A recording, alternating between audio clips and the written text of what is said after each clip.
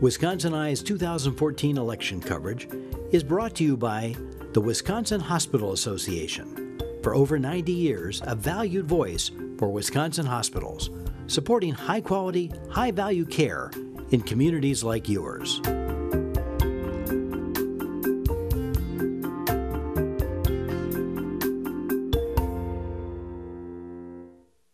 Wisconsin Eye is at the Brown County Library in Green Bay. We're interviewing candidates in the 2014 elections. We're interviewing Mr. Tim Ramthun of Campbellsport. He's a Republican candidate in the 59th Assembly District.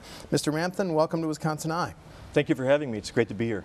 Just this note, Wisconsin Eye appreciates the support of the Wisconsin Hospital Association, which represents more than 139 hospitals and health systems, for making these candidate interviews possible. Mr. Ramthun, just give us the short version of your bio and why you're qualified for the Assembly, sir. Well, several factors come to mind. First and foremost, I'm a family man, pro-life, and I've been married to my lovely wife, my best friend, my soulmate, Carol Ann, for 36 years. Come August 19th, we have 2 children, daughter Tiffany and son Justin, and we have 4 grandchildren. I've been service-orientated my entire life. I've tried really hard to make a difference and add value to people's lives since my youth. I focus on quality, I focus on results, and I'm driven to areas where I have higher responsibility and value add. I especially adhere to helping the needs of the elderly. My technical education focused on computer science, on quality, total quality management specifically, as well as process methodologies, issues like information technology, information library, and capability maturity modeling, and project management. So the elements that enhance execution of delivery is what I really am attracted to. I like to be where the rubber meets the road when it comes to delivering services, and being drawn to serve. A deep, deep passion to serve the public is what drives me to come to this. I have served on the Board of Education. I was president for 2 years. Of the Kewaskum School Yes, Board? sir, of the Kewaskum School Board. So Can I ask you about that? Because on your website said you led through the post-Act 10 era. Yes. What difficult decisions did you as a board member have to make after Act 10? Well, the most difficult situation we had, in fact, the first year I got on the board was 2011. And that's right when it was implemented on June 29th of 2011, and then there was all that noise that followed it.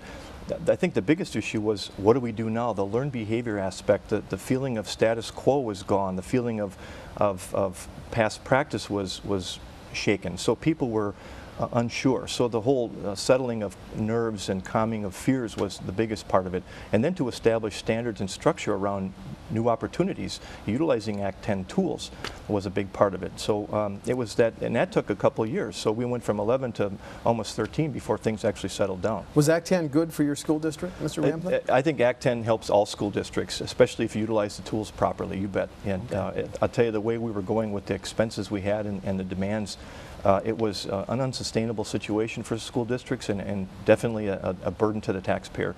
And also, the checks and balances on effective education weren't established well enough, or wouldn't have been the old way, to really manage the return on investment for the taxpayer dollar. So quality of education, return on investment for the taxpayer, huge, just absolutely huge. Another K-12 issue that's debated in the Capitol extensively is the school voucher and the choice issue.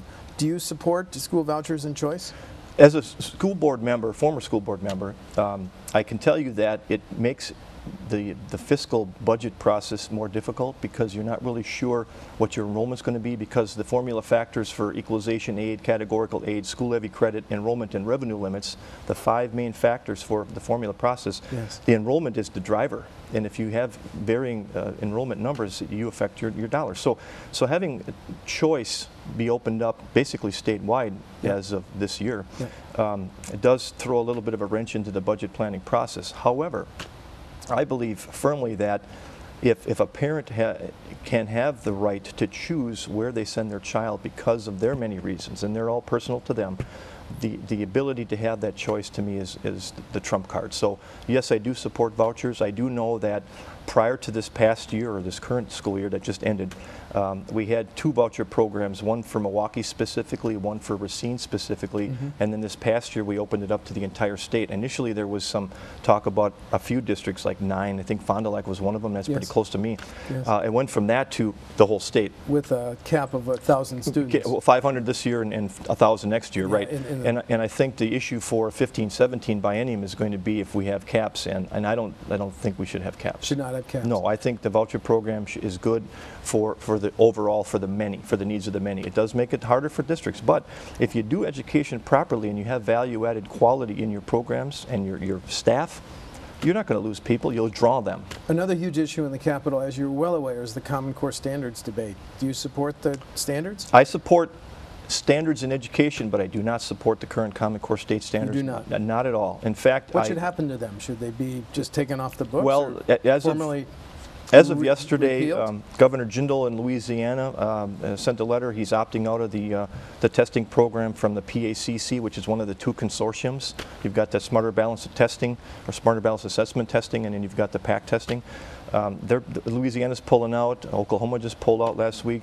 There's issues around data mining. The privacy issue is my #1 thing. You got a lot of information, personal information about children, not just their academic achievements, it's other things too.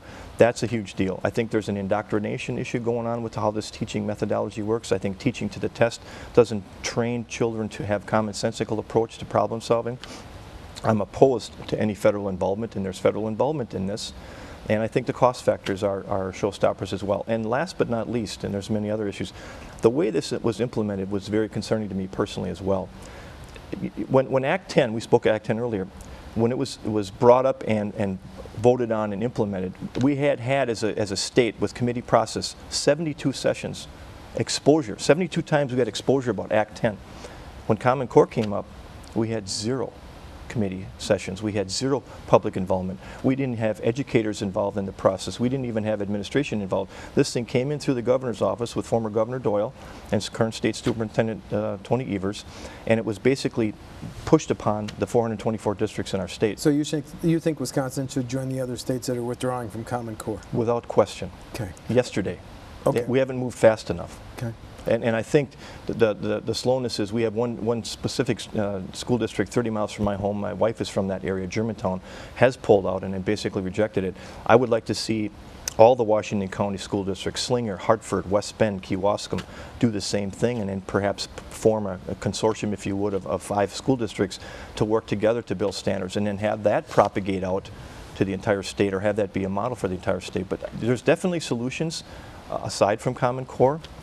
We just have to address that and embrace that and then achieve it. I want to ask a healthcare question. As you're aware, the federal government told all states, if you expand your MA benefits, we'll pay the cost. Now, Governor Walker and the leaders of the Senate and the Assembly said, thanks, federal government, but no thanks. Was that a wise call, or not so wise? Well, I'm limited on detail, but on the surface, I would say that if smarter minds than mine had more information and knew more and said no, there was probably a good reason. The federal government, again, wanted to get involved in that healthcare. I don't know if the ACA is part of this, if they're trying to get states into the Affordable Health Care Act by this approach. I don't know. I can tell you that the Medicaid support expense for our state is the fastest growing expense in our state, and now it's #1. It surpassed education recently. So my concern is the rapid growth of increased expense, and I'm fearful that we have established the direction possibility of something unsustainable. So my desire would be to work with the Fiscal Bureau office, other legislators, and other people closer to the issue and find out what is truly the best thing to do. Because when you go through the motions of doing something for the sake of doing something and you haven't projected the strategic difference, you get yourself into a corner. And I think this thing's got some potential to be problematic if we don't do it right. On the issue of transportation, the failure of the Green Bay Bridge, which is now reopened, it illustrated a larger problem. There's a deficit of $650 million in the state transportation budget in the next 2-year budget cycle. Should we delay major projects? Should we raise taxes? Or how do you think that gap should be filled, sir? Well, I know we had an indexing situation established up until 2008 where costs were automatically applied, or expenses rather were actually taken care of. There was collection of revenue, something to that effect. It was adjusted for inflation. Indexing until 2008, and then I did understand through conversation that former Governor Doyle used that fund to pay other bills. So we borrowed from Peter to pay Paul, and we hurt that fund. The current governor has replenished the fund to the monies that were taken out from the previous governor. The problem I hear that we have, and I see that we have, is the revenues, the primary revenue generators for the transportation budget are the gas fuel tax per gallon, and of course registration. So it's kind of car specific, it's transportation specific, and it sounds limited to me. So the costs to maintain our roads is going up. The revenues are fairly static because cars are running more efficiently now, better get miles per gallon. We have a kind of hybrid cars. Yeah, hybrid cars. We have an ebb and flow of registration, so it's not like it's doing this anymore. It's kind of plateauing a little bit. So we're limited on incomes or revenues, and we have a little bit of an issue of fluctuating expense. So to your question, I don't like tax of any kind. There's got to be a way that we could expand the revenue generating opportunities for this category, because I don't think it's wise to put maintenance off. Tell you, our school district had the same type of problem where we were a little bit low on money, so we put the maintenance on the back burner.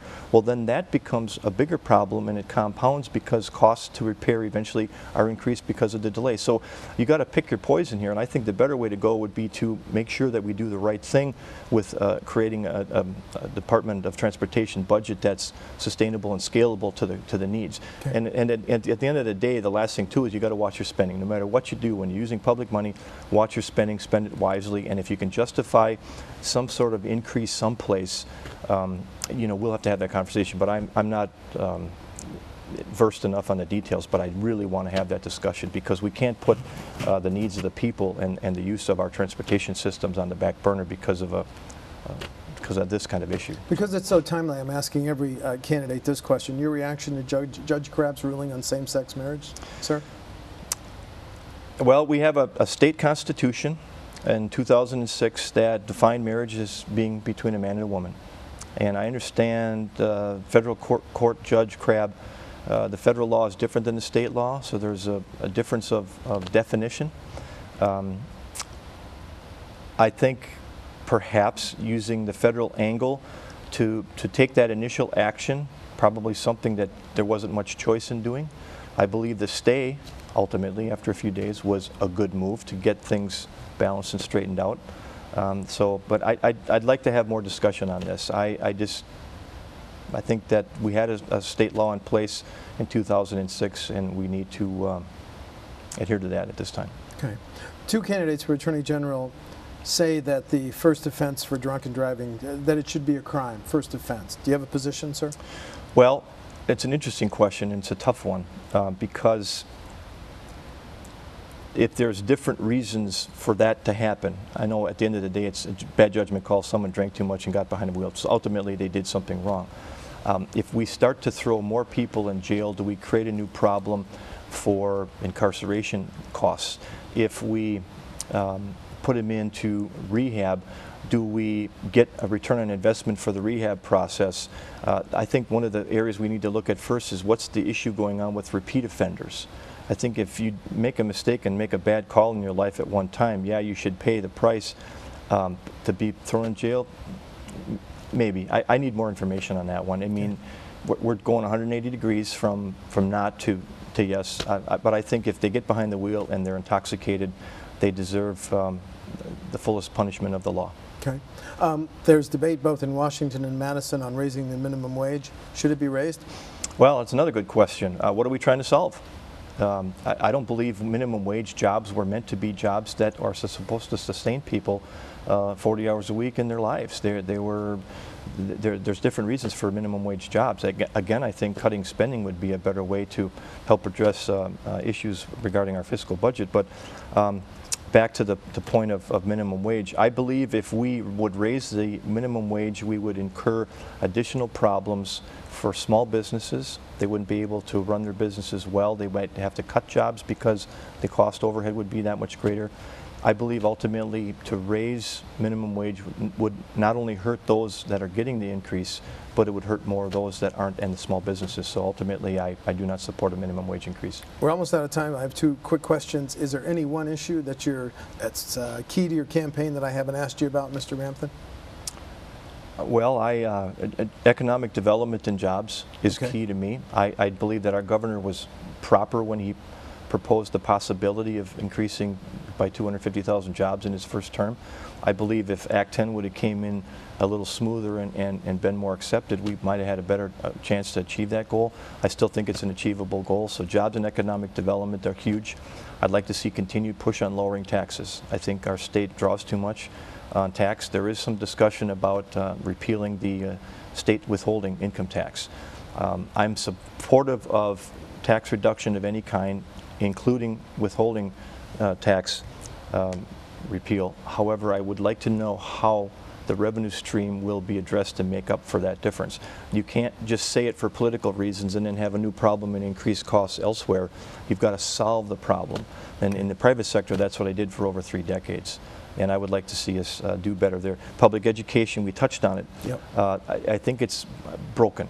I think we need to do more for public education, not just in program quality and efficiency, but in our funding process. There's a disparity amongst the districts in the state. Some, about 30%, get increases year over year from the state subsidies through the formula factors I mentioned before: equalization aid, categorical aid, school levy credit, enrollment numbers, and the revenue limits that were set in place back in the early 90s, which to my former district, my school district, was very unfair. We've got to, and then 2/3 of them are getting decreases, including my district. We lost $1.2 million in aids in the last 3 years. That's hard to run a business when you lose that much. Now, I understand if you want to cut funding and you have to work on improving your programs, that's fine. But if you cut too much too fast, you get to a place where you affect arteries and veins, which is programs and staff. And if you affect programs and staff, you affect quality. So we got to look at a way to kind of balance that whole thing. Okay, and finally, we only have a few seconds. Do you want to highlight any differences between you and your opponents in the primary, Mr. Ramthun? A big difference. Great question. My biggest difference with my respected peer group members here is my 3+ decades of private sector experience. I went to different organizations within different industries, and I made a difference. I went to the place where they delivered their service to meet and exceed expectation of their clients. So we're talking multiple organizations, about 6 total: Electronic Arts, Apple Computer, Deluxe Data Systems, NetSolve, MCI System House. They were Fortune 100, Fortune 500 companies, and I went in and I added value so that the receiving end of what people were paying for was achieved. That's a big deal to me. I know there's one member of my competition group who was specific to one industry with family-owned situation. Great achievement there, no question about it. I admire the success factor that he had. Mm-hmm. However, it was limited to kind of a silo. It was one area, one industry, one company, okay. And he was the boss. It's easy to get your way when you're the boss. When you come in and you're a change agent and you've got to navigate between culture and capability and applications and budget, you got to work 10 times harder. And I've done it more than once, 6 or 7 times in my career. And the other thing is the school board.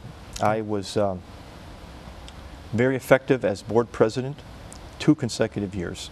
I come into situations to do the job, not to keep it. And I'll do the same with this. I'm confident in my heart of hearts that I am ultimately the best candidate by far for this opportunity. Thank you. Thank you. Tim Ramthun of Campbellsport is a Republican running in the 59th Assembly District. The primary is August 12th. Mr. Ramthun, thanks for talking to Wisconsin Eye. Thank you very much, sir. Thank you. Good meeting you. Thank you. Bye.